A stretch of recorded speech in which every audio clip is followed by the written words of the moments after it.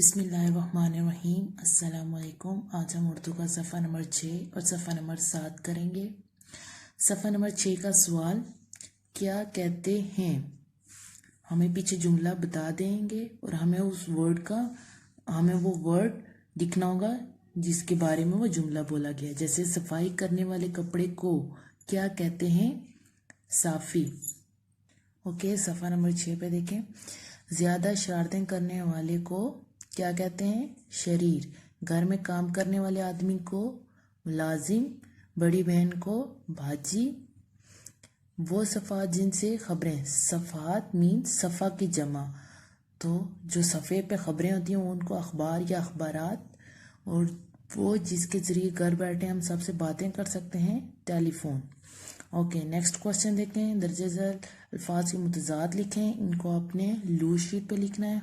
Okay, अमीर गरीब, इकरार इनकार, अपना पराया, बूढ़ा जवान। इसी तरह आपने सारे ये अल्फाज के मुतज़ाद लिखने हैं।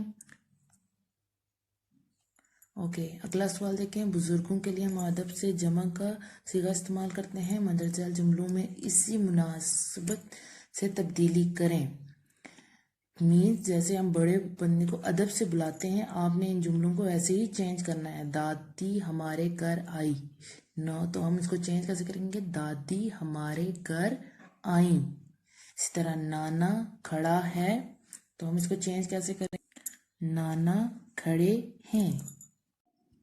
ओके, नेक्स्ट देखेंगे। दादा जान मुझे प्लेट पकड़ा दो, दादा जान मुझे प्लेट पकड़ा दें। अम्मी जान बाजार गई, अम्मी जान बाजार गईं। इसी तरह हम बाकी भी लिखेंगे।